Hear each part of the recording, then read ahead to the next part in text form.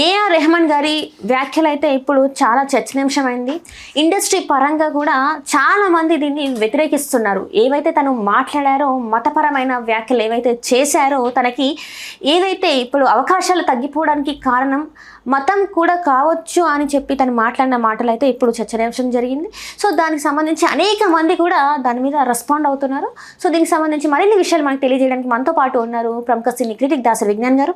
ఒక కులం పట్ల వివక్ష ఉందని, ఒక మతం పట్ల వివక్ష ఉందని, ఓ ప్రాంతం మీద వివక్ష ఉందని, పలానా ప్రాంతపు ప్రజలపైన వివక్ష ఉందని చాలామంది చాలా రకాలుగా అనుకుంటూ ఉంటారు బేసికల్లీ.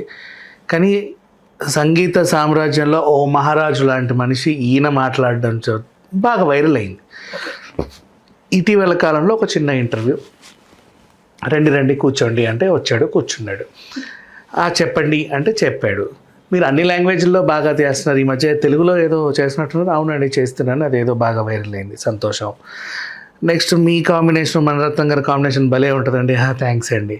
బాలీవుడ్లో ఈ మధ్య మీకు ఏదో కొంచెం తగ్గినట్టుంది.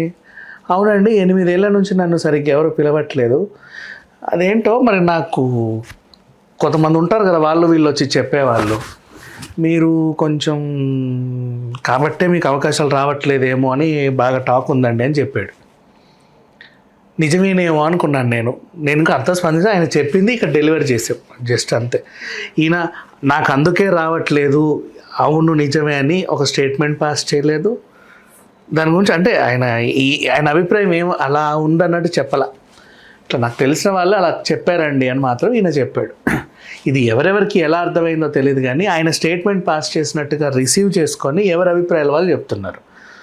ఒకవేళ ఆయన స్టేట్మెంట్ పాస్ చేసి ఉంటే వీళ్ళ అభిప్రాయాలని నేను సమర్థించేవాడిని. బట్ తన స్టేట్మెంట్ పాస్ చేయాల. ఎవరో వచ్చి నాకు అలా చెప్పారండి, మీకు అవకాశాలు రాకపోవడానికి కారణం ఇది అని. ఓహో, అంటే వాళ్ళు కూడా చెప్పేది ఏంటంటే, ఇప్పుడు అవకాశాలు నిజంగానే రాకపోవడానికి కారణం వాళ్ళు బిజీ అయ్యి ఉంటారు. ఇప్పుడు రెహమాన్ గారు కాన్సర్ట్స్ విదేశాలలో ఎక్కువ వేస్తూ ఉంటారు కాబట్టి అందులో బిజీ అయిపోయి ఉంటారు. సో తనది బడ్జెట్ కూడా ఎక్కువ ఉంటుంది కాబట్టి అందుకు నిర్మాతలు తనని అప్రోచ్ అయ్యి ఉండకపోవచ్చు కదా, అది కూడా రీజన్ అవ్వచ్చు కదా. సినిమాలలో బిజీగా ఉన్న వాళ్ళు కాన్సర్ట్లు చేయరు, ఇవి లేకుంటేనే దాని మీద పడతారు యాక్చువల్గా చెప్పాలి అంటే. సో మొన్న హైదరాబాద్లో కూడా ఏఆర్ రెహమాన్ కాన్సర్ట్ జరిగింది.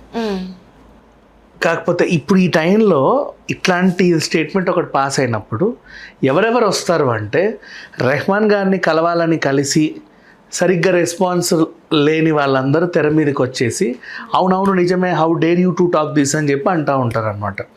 దీంట్లో కొంతమంది ఏమన్నారంటే, పరిస్థితులు మారుతున్న కొద్దీ బడ్జెట్ పరిమితులు కూడా మారుతున్నాయి. ఇప్పుడు రెహమాన్తో చేయించుకోవాలంటే ఆయన పెద్ద సింగర్స్ని తెస్తాడు, వాళ్ళందరూ పెద్ద బడ్జెట్లు, పెద్ద కొట్టే వాళ్ళని వాయించే వాళ్ళని తెస్తాడు, అంతమందిని, వాళ్ళందరికీ ఆ రేట్ బడ్జెట్. ఈయనకింత అయితే వీళ్ళకింత ఇవ్వాలంటే మ్యూజిక్ ప్యాకేజ్ మాకు 5 కోట్లు అవుతుంది. మేము ఆ మ్యూజిక్ రైట్స్ని ఏమో 2 కోట్లకే అమ్మగలుగుతున్నాం.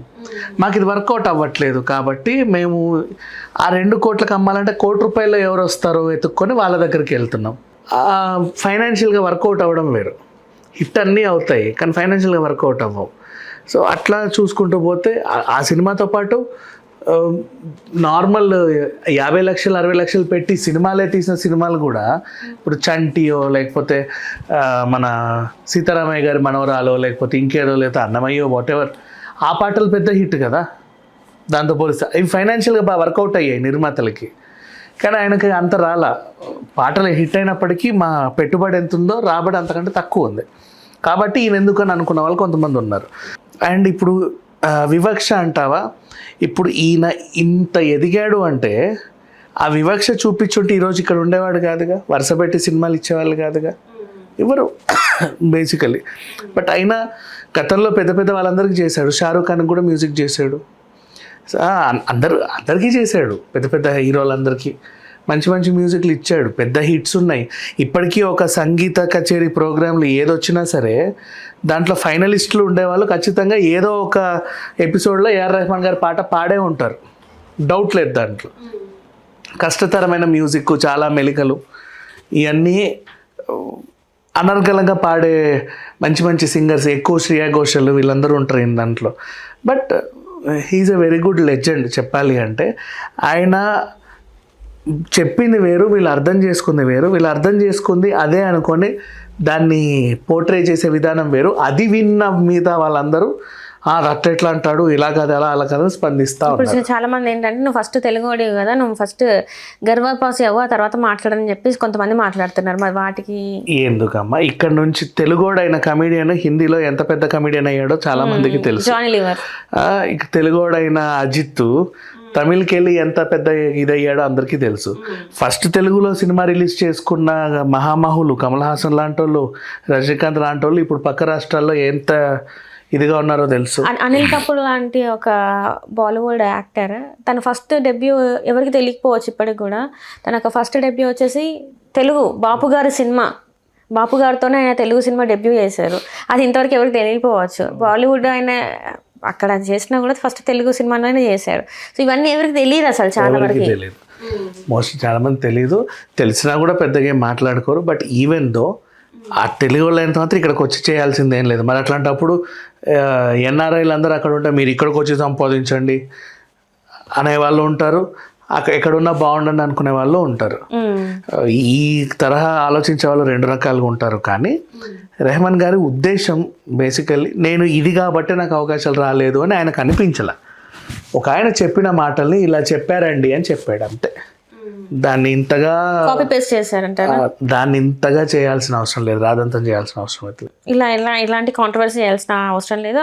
అది ఒక మాటలాగా తీసుకొని వదిలేస్తే అయిపోతుంది. అంటే ఏంటో దండోరాలో మా శివాజీ గారు మాట్లాడిన తర్వాత అదొక నెల రోజులు దాన్ని అదేంటిది అన్ని వంకర్లు తిప్పి అన్ని యాంగిల్స్ తిప్పి ఎక్కడెక్కడికి తీసుకెళ్ళినట్టు ఇప్పుడు రీసెంట్గా ఇది దొరికింది.